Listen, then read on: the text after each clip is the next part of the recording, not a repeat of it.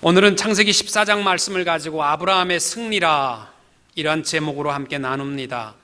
창세기 14장을 보시면은 인류 역사에 최초의 전쟁 기록이 나와 있습니다. 북조의 4왕과 남조의 5왕이 연합해서 왕이라고 하지만은 도시국가 정도입니다.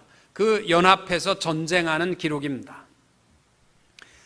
창세기 12장에서 바벨탑 사건 이후에 하나님께서 언어를 다르게 함으로 말미암아 흩어져 살아가게 했거든요. 그래서 뿔뿔이 흩어져 살아가는 사람들이 각자가 다 분열된 상태에서 전쟁이 창세기 14장부터 시작되어서 오늘날까지 계속 끊임없이 되어가고 있기 때문에 역사라는 것은 전쟁사라 할 만큼 전쟁은 끊임없이 계속되고 있습니다. 어제 아침에도 뉴스에 보니까 지금 중동 지역이 심상치 않다.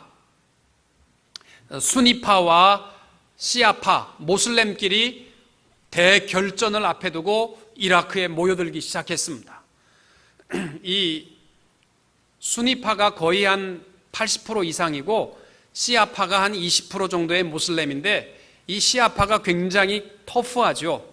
그래서 이란과 이라크에는 시아파가 많고 이 나머지는 수니파인데 이 수니파가 이 시아파가 수니파를 누르면 싸우고 그래서 지금 굉장히 일촉즉발 가스값이 지금 계속 올라가는 이유가 바로 그겁니다. 중동에서 지금 터지기 일보 직전이거든요. 이 전쟁은 끝도 없습니다. 인류의 첫 전쟁은 어떻게 일어났느냐? 이 남쪽에 있는 5 왕들이 북쪽에 있는 그돌라오멜, 엘람왕 그돌라오멜에게 조공을 바치기를 12년 동안을 했습니다. 더 이상 이제는 못하겠다. 우리도 먹고 살기 힘들어서 죽이려면 죽여라. 못하겠다. 그리고 5 왕이 똘똘 뭉쳐서 못 주겠다. 그러므로 북조에 있는 4왕이 힘을 합쳐서 쳐들어왔는데 남조에 있는 왕들을 다 박살내고 사람들을 인질로 잡아가고 모든 재물을 다 빼앗아서 가버렸습니다. 문제는 그 중에 소돔 땅으로 이주해 갔던 아브라함의 조카 롯도 그 가족들도 포로로 잡혀가고 다 뺏겼습니다.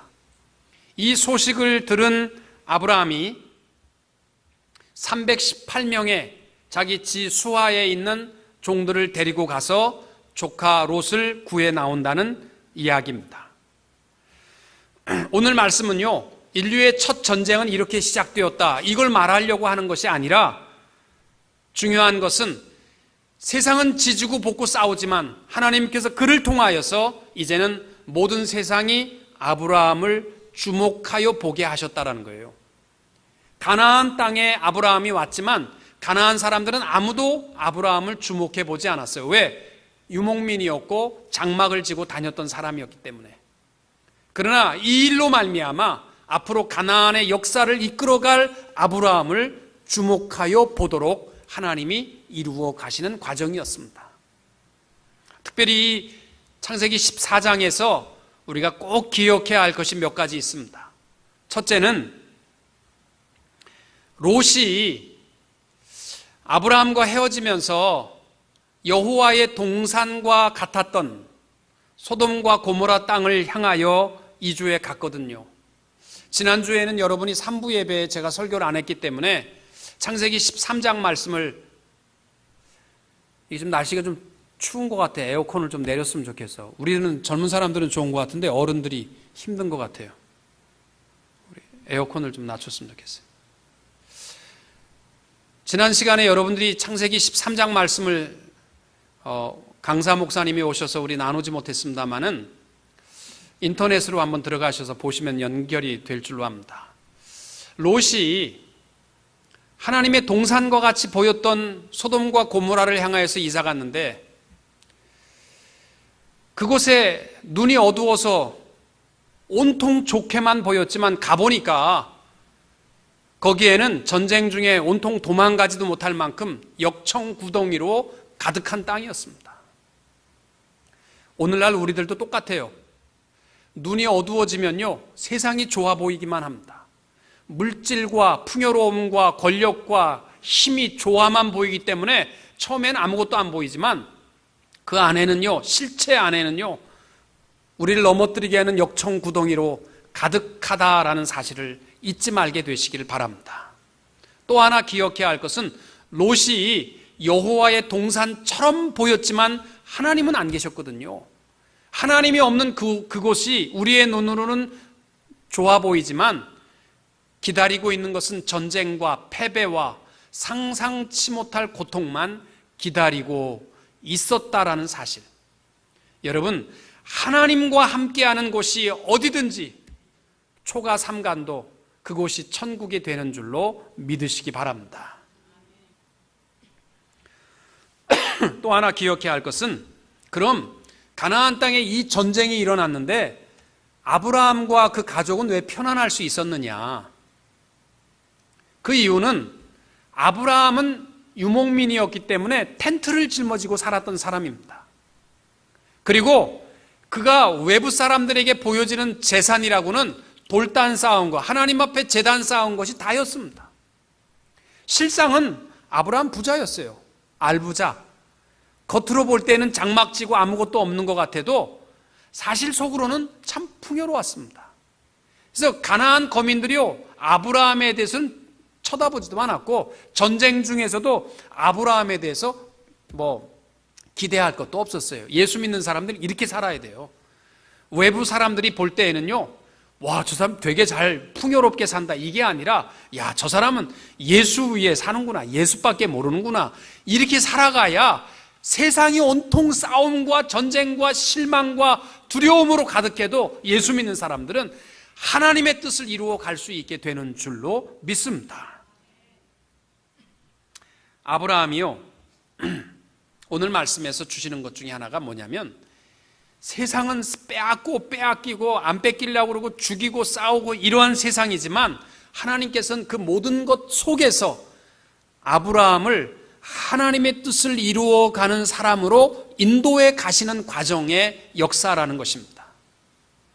사랑하는 성도 여러분, 우리가 하나님의 제단을 귀중히 여기고 하나님 앞에 초점을 맞추고 살아가면 세상이 어떻든지 그 가운데에서 우리를 들어서 하나님의 뜻을 성취하며 우리와 동행하며 살아가시는 하나님 아버지이신 줄로 믿습니다. 오늘 특별히 아버지 날이에요. 옛날에는 어머니 날밖에 없었습니다. 왜 그랬냐면 나머지 364일은 아버지의 날이고 하루만 어머니를 위한 날이라, 그래서 어머니 날을 지켰는데 요즘은 그런 것 같지 않습니다. 제가 봐도요, 나머지는 전부 어머니 날 같고 우리 새끼들도 다 보면 엄마 하지, 엄마 사랑해, 그렇지만 아버지는 사랑한다고 표현하는 것도 없어요. 외롭고 쓸쓸한 게 아버지인데 아버지 날이 있는 게 얼마나 좋은지 모르겠어요. 아까 우리 장로님이 기도하시는 장로님이, 목사님, 이 아버지 날인데 아버지는 꽃 없습니까? 꽃. 어머니 날은 꽃 따라주는데 내년부터는 안개꽃 한 송이라도 우리 아버지들은 하나씩 좀 달아줬으면 좋겠어요. 아버지 날인데. 그래도 참 아버지로 살아가는 것이요, 쉽지 않습니다. 왜냐하면 세상이요, 온통 전쟁 바닥입니다. 돈 벌어 가지고 오는 것이요, 이거 정말 전쟁이에요. 때로는 아내와 새끼를 위해서 참아야 되고 굴욕을 겪어도요, 또 집에 와서는 행복하게 일하는 것처럼 보여야 되는 것이 아버지 아닙니까? 한국에 있었던 실화입니다. 어떤 아버지가 네 남매를 키웠는데 다 대학을 마치고 시집장가를 다 잘 보냈습니다. 다 잘 삽니다. 그래서 이제 좀 편안하게 살겠다 한숨을 쉬려고 하는데 중병에 걸려서 얼마 살지 못하는 사용 온도를 받았습니다. 그래서 어느 날 아버지가 자녀들을 다 내려오라, 그때 며느리 사위까지 다 왔습니다. 내가 얼마 살지 못할 것 같다. 너희들이 볼 때 어떤지 모르지만 나는 너희들 키우고 시집 보내고 장가 보내고 사업하다가 어려움이 있어서 내 이름으로 빚진 게 7억이다. 근데 내가 건강하면 갚겠지만 갚을 길이 없다. 내가 다 팔아도 모자르다. 니들이 좀 도와줬으면 좋겠다. 페이퍼를 주면서 얼마를 갚아줄 건지 써라. 그 중에서 제일 가난한 아들이 둘째 아들인데 자기 아내 얼굴을 쳐다보지 않고 5천이라고 썼습니다. 그랬더니 첫째 아들 와이프가 눈을 부릅뜨면서 막 야단을 하는 바람에 큰 아들은 2천, 셋째 아들은 1,500, 딸은 1,000 이렇게 썼습니다. 고맙다. 헤어졌는데 아버지가 그래도 재산이 좀 있는 줄 알았는데 알고 보니까 개털이고 빚밖에 없거든요. 그 다음부터는 전화도 안 하는 거예요. 아버지가 아파서 죽는다는데 전화도 안 하고 병문안도 안 하고 아버지가 다시 다 내려오라 부탁을 했습니다. 근데 사위 며느리는 다 바쁘다고 못 오고 내 자식만 딸랑 내려왔습니다. 이제는 받을 게 없다는 거죠. 내 자녀를 놓고 아버지가 말합니다. 내가 얼마 남지 않았는데 내가 죽고 나면 재산이라고 얼마 남지도 않았지만 유산 때문에 너희를 싸우고 지주고 볶는 거 나 못 본다. 그래서 오늘 아예 내 유산을 다 나누어 준다. 유산 분배의 법칙은 니들이 나한테 한 만큼이다. 너희들이 빚 갚겠다고 쓴 것에 딱 5배다. 그래서 둘째 아들은 2억 5천, 첫째 아들은 1억, 셋째 아들은 7,500, 딸은 5천이다.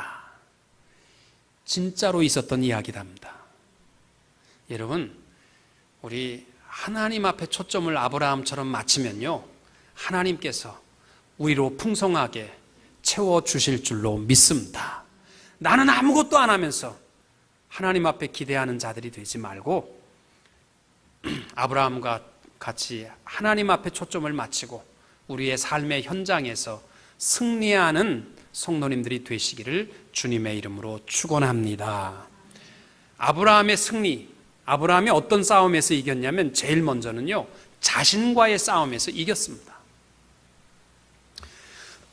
조카 롯이 잡혀갔다는 이야기를 듣고 318명의 종들을 데리고 구하러 갑니다.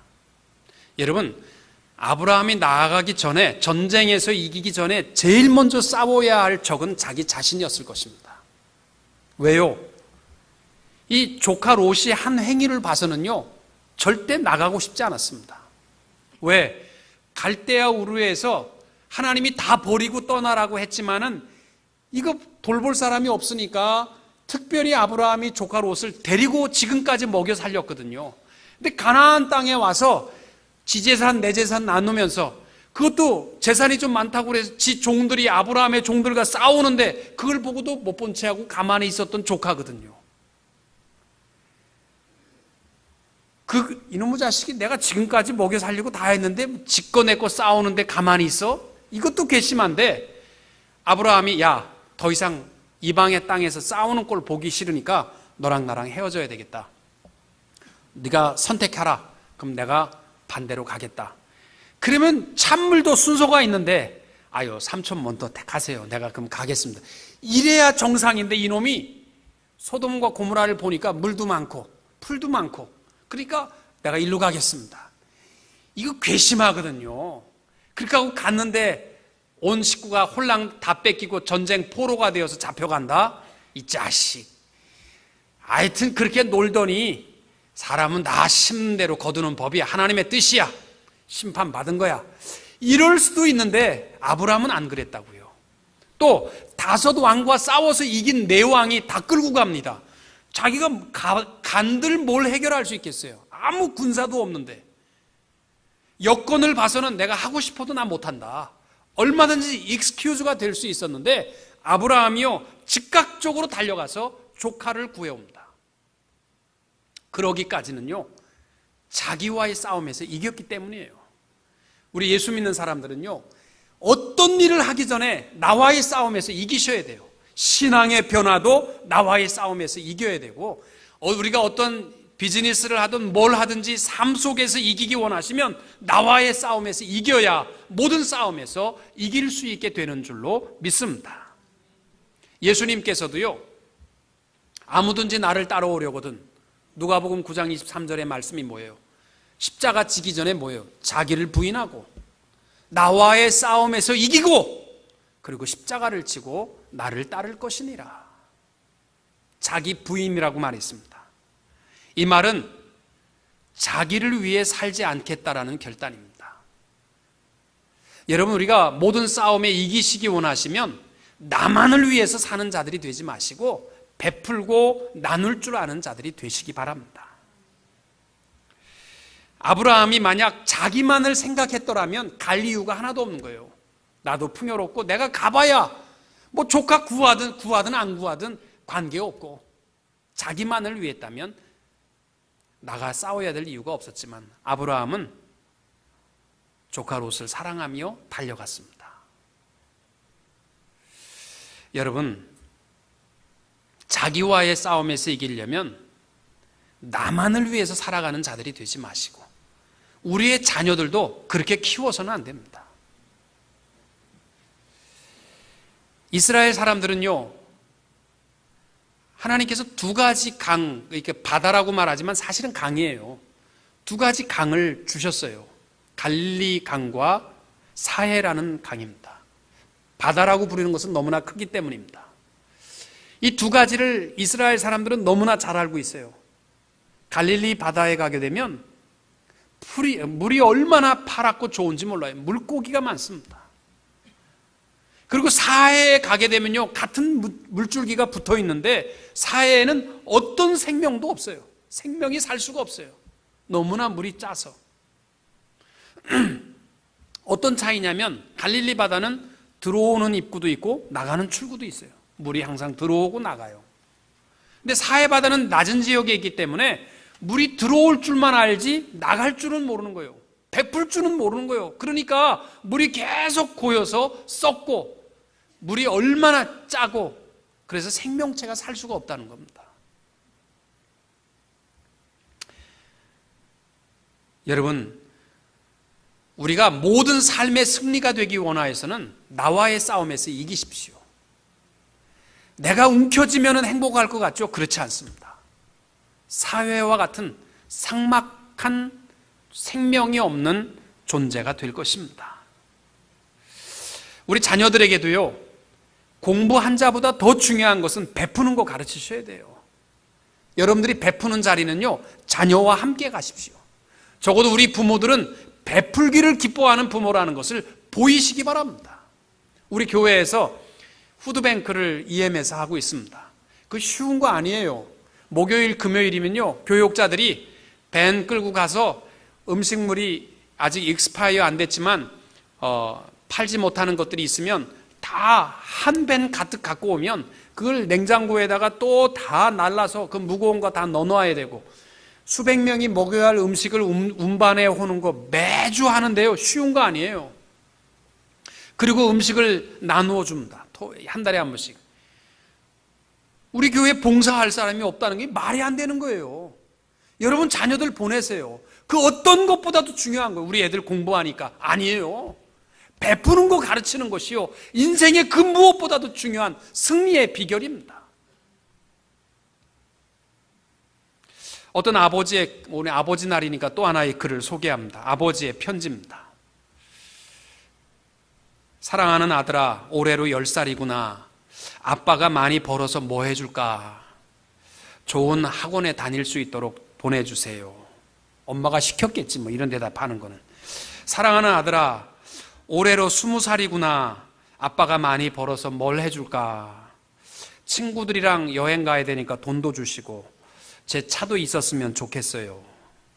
사랑하는 아들아, 올해로 30살이구나. 결혼 자금이 필요하다고 했지? 네, 이왕이면 남들 보기에 빠지지 않도록 좀 왕창 주세요. 사랑하는 아들아, 아빠가 좀 힘들지만 뭘 좀 보태줄 게 있니? 아버지 마침 나 큰 집 샀는데, 이사했는데 소파 하나 사주세요. 사랑하는 아들아, 아빠가 정년퇴직을 해서 더 이상 벌이가 없구나. 내 이름으로 된 연금이 있어서 월 70만 원 정도는 나오니까 밥은 먹고 살겠다. 그러니 아들아 걱정하지 말라. 네. 사랑하는 아들아, 혹시 여윳돈 있니? 나이가 드니 여기저기 자꾸 아프구나. 병원비랑 약값이 좀 부담이 된다. 아빠는 왜 흔한 보험 하나 안 들어서 고생이세요? 저도 애들 학원 보내느라고 힘들어 죽겠는데 젊으실 때 좀 모아두시지 그러셨어요. 저도 나름 어려운 형편이니까 못 드려요. 아들들은 몰라요. 받을 줄만 알게 가르치면요, 나중에 요 모양 당합니다. 베푸는 거 가르치셔야 됩니다. 자기와의 싸움에서 이기는 거 가르치셔야 됩니다. 또 하나, 자기와의 싸움에 이기는 것은요, 하나님의 뜻에 내 삶을 맡기며 살아가는 겁니다. 우리가 깨져야 하나님 사용하셔요. 이 히브리 격언입니다. 요즘 사람들이 무슨 참선, 무슨 요가, 무슨 단학 이런 데 관심 가지고 거기에 평안이, 마음의 평안이 있는지 알고 그거 하는데요, 그거 해봐 아무 소용없습니다. 이거 다 힌두교, 불교에서 나온 악한 영. 여러분, 불교에서 말하는 자기 해탈, 내 마음을 비우면 행복하다. 비우면 행복할 것 같아요? 악한 영이 내버려 두지 않아요. 그 안에 반드시 악한 영이 들어와요. 우리가 행복하고 편안하게 살아가는 비결은 딱 하나예요. 우리 안에 성령님이 충만한 겁니다. 내 모든 삶 속에 성령님이 역사하면 행복하고 기쁜 삶을 살게 되니까 그런 데 속지 마세요. 하나님의 뜻대로 살아가는 자기와의 삶에서 승리하는 자들이 되시기를 축복합니다. 잠언 16장 32절에도 말합니다. 자기 마음을 다스리는 자가 성을 빼앗는 자보다 낫다. 어떤 싸움에서보다 자기와의 싸움에서 먼저 이길 수 있게 되시기를 축복합니다. 두 번째는 우리 모든 전쟁에서 승리하는 아브라함의 모습을 누릴 수 있게 되기를 바랍니다. 아브라함이 318명이 종들을 데리고 가서 조카 롯을 구하는 싸움에서 이겼는데, 어떻게 이겼는지 성경에 전술이나 방법에 대해서 아무것도 나와 있지 않습니다. 결론은 뭐냐면 16절에서 모든 빼앗겼던 재물과 자기의 조카 롯과 그의 재물과 또 부녀와 친척을 다 찾아왔다. 이겼다라는 거예요. 이 첫 인류 역사의 첫 전쟁의 기록 속에서 하나님이 말씀하는 게 있어요. 어떤 방법이 중요한 게 아니에요. 얼마나 내가 많은 군사를 가졌냐, 이게 중요한 게 아니라는 겁니다. 전쟁은 하나님께 속해 있고 하나님의 힘과 능력이 우리로 하여금 이기게 하신다라는 사실을 첫 전쟁부터 우리에게 선포해 주시는 것입니다. 고린도후서 10장 4절과 5절에 말합니다. 우리의 싸우는 무기는 육신에 속한 것이 아니요 오직 어떤 견고한 진도 무너뜨리는 하나님의 능력이라. 모든 이론을 무너뜨리며 하나님 아는 것을 대적하여 높아진 것을 다 무너뜨리고 모든 생각을 사로잡아 그리스도에게 복종하게 한다. 여러분, 아브라함이 어떻게 나가서 이겼는지 몰라요. 그러나 아브라함에게는 분명한 것이 하나님 사랑하는 마음 그 하나 있었습니다. 오늘날 우리의 삶도 똑같습니다. 우리가 이기는 것은 하나님의 힘과 능력에 있는 줄로 믿으시기 바랍니다. 아브라함이 어떻게 이겼는지 모르고 돌아올 때에 살렘의 왕 이 멜기세덱이 나와서 아브라함을 환영하며 이런 얘기를 합니다. 그때 비로소 아브라함이 깨닫습니다. 내가 이긴 게 아니구나 라는 것입니다. 19절 20절에 보면 그가 아브라함에게 축복하여 이르되 천지의 주제이시오 지극히 높으신 하나님이요 아브라함에게 복을 주옵소서. 너희 대적을 내 손에 붙이신 지극히 높으신 하나님을 찬송할지로다 하매 아브라함이 그 얻은 것에서 10분의 1을 멜기세덱에 주었더라. 아브라함이요 어떻게 이겼는지 모르지만 아마도 참 신기하다, 내가 어떻게 이겼지 하고 돌아올 때에 멜기세덱이 선포하는 말씀이 뭔지 아세요? 하나님이여 아브라함에게 복을 주옵소서. 이거는요 지금 기도하는 것이 아니라 지금까지 그렇게 멜기세덱이 기도해 왔고 지금도 축복하시고 앞으로도 축복하실 것이다 라는 기도입니다. 아, 내가 이긴 것이 이 멜기세덱의 기도가 있었구나. 우리들도요, 삶 속에 이기는 거요, 내가 이긴다고 생각하지 마세요. 기도를 통하여 이기게 하시는 줄로 믿습니다. 또 멜기세덱이 선포하는 게 뭐냐면, 너희 대적을 내 손에 붙으신 지극히 높으신 하나님을 찬송하라. 아, 내가 이긴 게 아니고 하나님이 적들을 내 손에 붙였구나. 이 아브라함이 어떻게 전쟁할 땐 몰랐는데 돌아올 때 깨달은 거예요. 이 멜기세덱이라는 인물이요, 참 성경 속에 중요한 인물입니다. 특별히 멜기세덱의 특징을 오늘 본문에 보면 살렘의 왕이고 지극히 높으신 하나님의 제사장이라 이렇게 되어 있습니다. 성경 어디에도요, 왕과 제사장을 겸직한 사람은 하나도 없습니다. 겸직할 수도 없습니다. 사울 왕이 전쟁을 앞에 두고 사무엘이 늦게 오니까 제사장 노릇 한 번 했다가 말고 얼마나 연락에 깨집니까? 두 가지 겸할 수 없는 거예요. 딱 겸한 분은 딱 한 분밖에 없습니다. 예수 그리스도뿐입니다. 그래서 이 멜기세덱이 누구였느냐? 살렘 왕이라는 말이 뭐냐면 샬롬, 평강의 왕, 그분이 오셔서 축복의 말씀을 주시는 것이 바로 그분이 예수 그리스도였다. 그렇게 우리는 볼 수가 있는 거예요. 그래서 히브리 저자도 히브리서 7장 2절과 3절에 보면 의의 왕이요, 그 다음은 살렘 왕이니 곧 평강의 왕이요, 아버지도 없고 어머니도 없고 족보도 없고 시작한 날도 없고 생명의 끝도 없어 하나님의 아들과 닮아서 항상 제사장으로 있느니라. 히브리 저자가 말하는 멜기세덱은요, 예수예요. 우리의 승리는 예수 그리스도의 중보의 기도에 있는 줄로 믿습니다. 지금도 하나님 우편에서 우리를 위해서 기도하십니다. 우리는 승리의 여건을 갖추었다는 사실을 기억하시기 바랍니다. 또 하나, 살렘 왕 멜기세덱이 아브라함에게 나올 때 어떻게 나왔냐면 떡과 포도주를 가지고 나왔습니다. 여러분, 예수님께서 떡과 포도주 주신 것이요, 우연이 아닙니다. 요한복음 6장 55절에서도 예수님께서 나는 생명의 떡이라 그렇게 말씀하시잖아요. 예수님께서 제자들에게 떡을 주시면서 뭐라고 그랬어요? 이는 너희 모든 사람을 위하여 내어주는 내 몸이니라. 또 포도주를 제자들에게 주시면서 뭐라고 그러냐면 이는 너희를 위하여 흘리는 피, 곧 약속의 피니라. 그렇게 하셨는데 멜기세덱이 아브라함에게 전쟁 치르고 나오는 아브라함에게 떡과 포도주로 샬롬의 축복을 베푸는 겁니다. 저는 그래요. 여러분, 전쟁에서 내가 이겼다 할지라도 그 마음이 편할 것 같아요. 오늘날 말하자면 내가 사업을 하면서 경쟁을 해서 다른 업체를 이겨서 내가 이겼다. 그럼 여러분 행복합니까?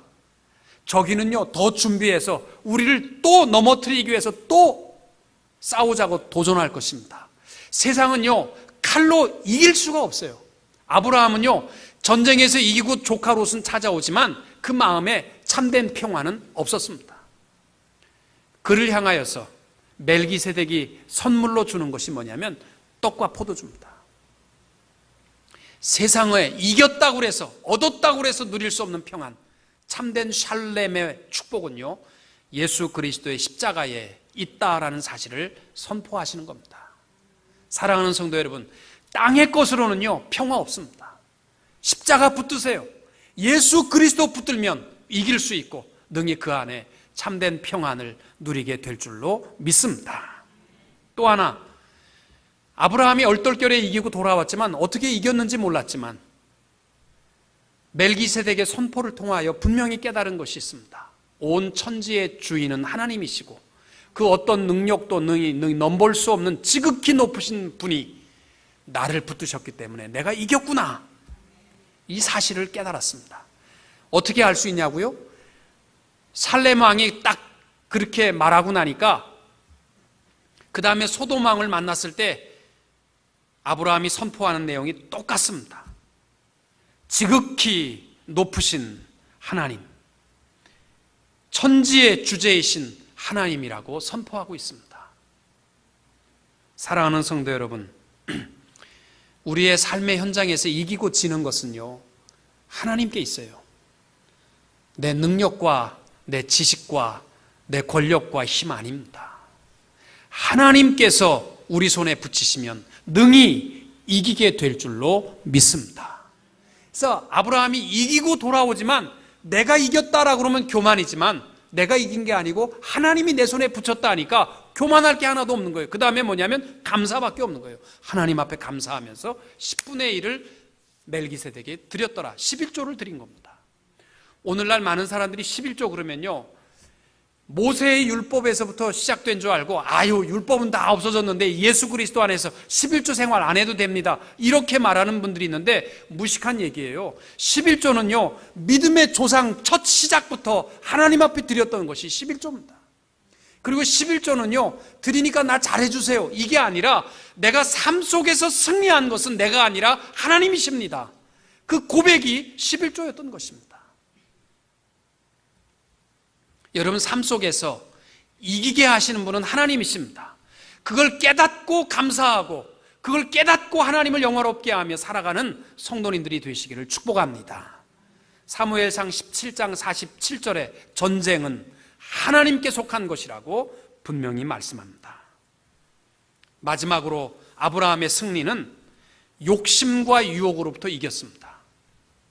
아브라함이 다 이기고 돌아올 때에 소돔 왕이 말합니다. 사람들만 내게 보내고 물품은 네가 다 가져라. 사실은 소돔 왕이 이렇게 말할 필요가 없는 거예요. 왜? 전쟁은 항상 이긴 사람이 다 갖게 돼 있어요.